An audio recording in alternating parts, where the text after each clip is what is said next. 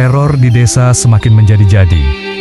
Dan kini bukan hanya jembatan yang dihantui, seluruh desa mulai merasakan kehadirannya. Warga mulai menghilang satu persatu, dan mimpi buruk tentang Halimah semakin nyata. Satu-satunya cara untuk menghentikan kutukan ini adalah dengan menemukan jasadnya dan mengungkap kebenaran di balik kematiannya. Namun, apakah itu sudah cukup? Atau justru mereka akan membangunkan sesuatu yang lebih mengerikan?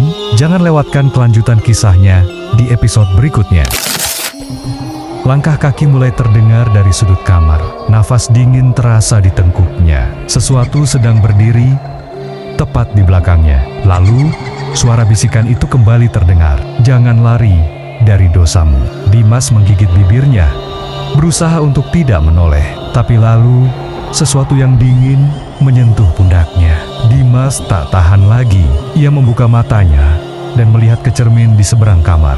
Dan di sana, di belakangnya, sosok Halimah berdiri, tersenyum menyeramkan.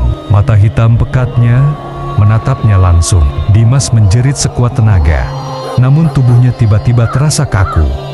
Kepalanya berdenyut hebat, matanya berkunang-kunang, tubuhnya mulai melayang. Seakan ada kekuatan tak terlihat yang menariknya. Saat kesadarannya mulai memudar, suara Halimah terdengar untuk terakhir kalinya. Sekarang, kau akan menemaniku selamanya. Pagi hari, Sebruna Pulau Sabluk, warga desa menemukan rumah Dimas dalam keadaan berantakan.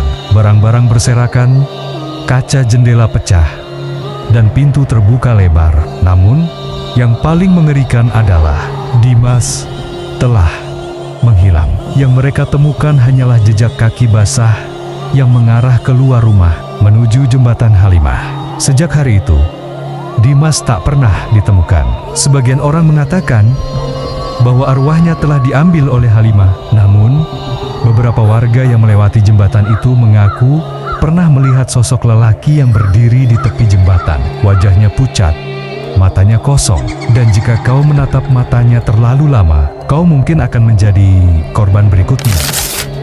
Sejak hilangnya Dimas, suasana di desa semakin mencekam. Warga yang dulu hanya mendengar cerita mistis tentang jembatan Halimah, kini mulai merasakan kehadiran makhluk gaib itu di sekitar mereka. Banyak yang mengaku melihat sosok wanita bergaun putih berjalan di jalanan desa pada tengah malam.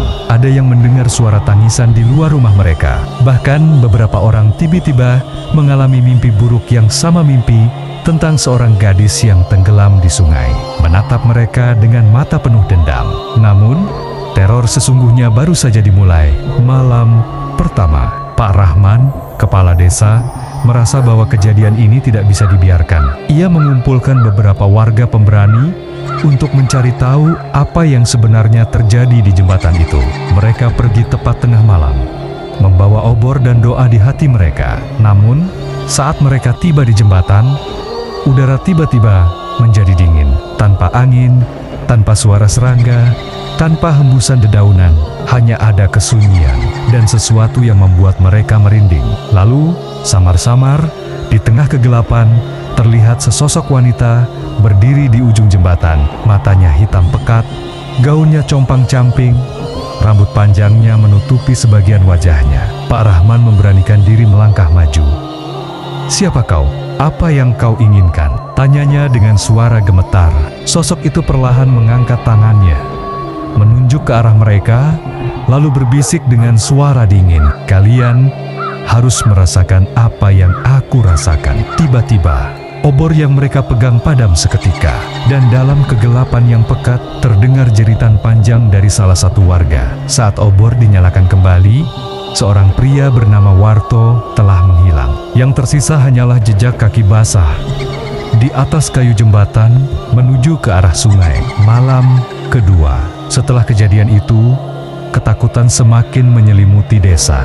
Warga tidak berani keluar rumah di malam hari. Namun, ketenangan itu hanya sementara. Malam itu, seorang gadis kecil bernama Sari tiba-tiba berjalan keluar rumahnya dalam keadaan tidur. Orang tuanya panik dan segera mengejarnya. Namun yang membuat mereka ngeri adalah Sari berjalan menuju jembatan Halimah. Ketika orang tuanya berhasil menyusul, mereka melihat Sari berdiri di tepi jembatan, menatap sungai, dengan tatapan kosong. Ibunya berlari dan menariknya. Namun, saat itu juga, Sari berbisik pelan dengan suara yang bukan miliknya. "Aku sudah kembali." Mata Sari berubah hitam. Ibunya menjerit histeris. Malam terakhir, Pak Rahman menyadari bahwa ini bukan lagi sekadar gangguan arwah. Halimah telah kembali dan ia menuntut sesuatu.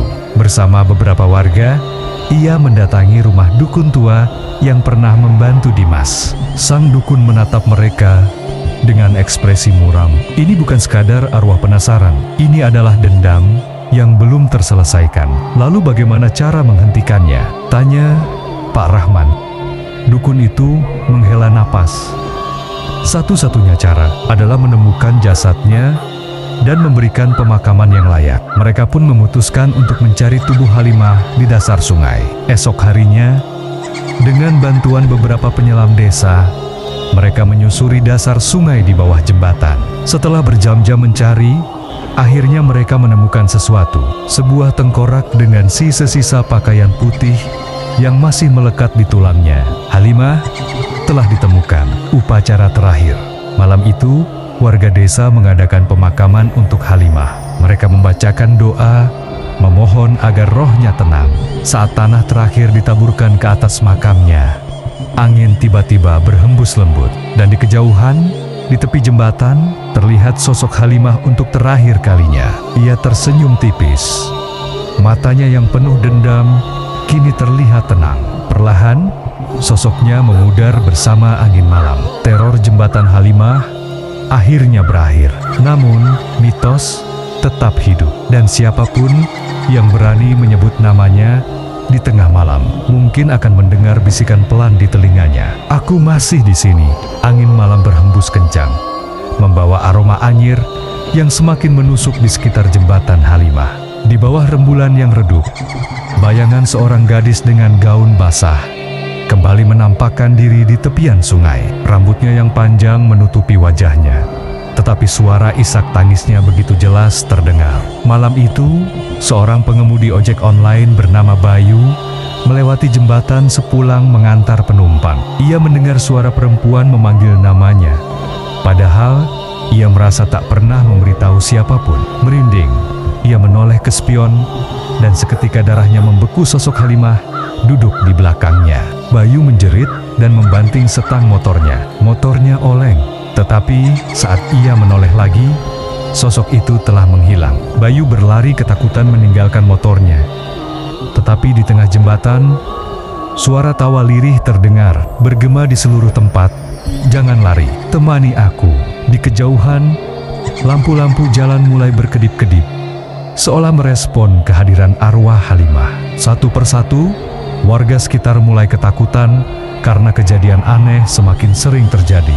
Siapa yang akan menjadi korban berikutnya? Setelah berbagai kejadian mengerikan yang terjadi di jembatan, seorang ulama dan beberapa warga desa akhirnya berusaha menghentikan teror yang terus terjadi. Mereka melakukan doa dan dizikir untuk mengusir gangguan jin yang menyamar sebagai arwah Halimah. Ritual yang dilakukan di jembatan tersebut mengungkap bahwa sosok yang selama ini gentayangan bukanlah arwah Halimah, melainkan jin yang memanfaatkan kematian tragisnya untuk menebar ketakutan. Dengan membaca ayat suci dan berdoa, jin tersebut akhirnya pergi, dan jembatan pun kembali tenang. Di akhir cerita, seorang kerabat Halimah datang untuk mendoakan arwahnya dan mengikhlaskan kepergiannya. Kini, jembatan itu tidak lagi angker, dan kisah Halimah tetap dikenang sebagai pelajaran bagi warga desa. Dengan penutupan ini, cerita mendapatkan akhir yang lebih kuat dan mengajarkan bahwa yang gentayangan bukanlah arwah manusia, melainkan jin yang menyesatkan. Pesan moral dari cerita jembatan Halimah bisa diambil dari beberapa aspek. Pertama, karma dan keadilan.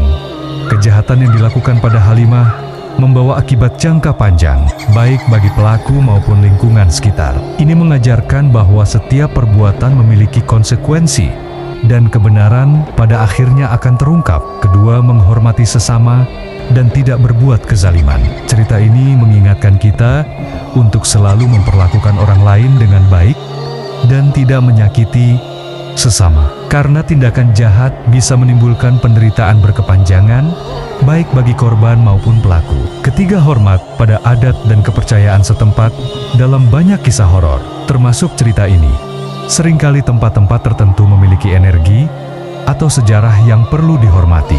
Mengabaikan kepercayaan lokal dapat membawa akibat yang tidak diinginkan. 41. Keempat, tidak mengganggu yang sudah tiada. Arwah gentayangan dalam banyak cerita muncul karena ada hal yang belum terselesaikan, seperti kematian yang tragis atau pemakaman yang tidak layak. Ini mengajarkan kita untuk memperlakukan jenazah dengan baik dan tidak mengusik tempat-tempat yang diyakini memiliki makna spiritual. 40. Kelima, keimanan dan ketakwaan. Keberadaan makhluk halus atau arwah gentayangan dalam cerita ini juga bisa menjadi pengingat untuk selalu meningkatkan keimanan dan melakukan perbuatan baik selama hidup, agar tidak mengalami nasib yang tragis setelah kematian. Cerita ini, meskipun bergenre horor, menyimpan banyak pelajaran berharga yang bisa diterapkan dalam kehidupan sehari-hari.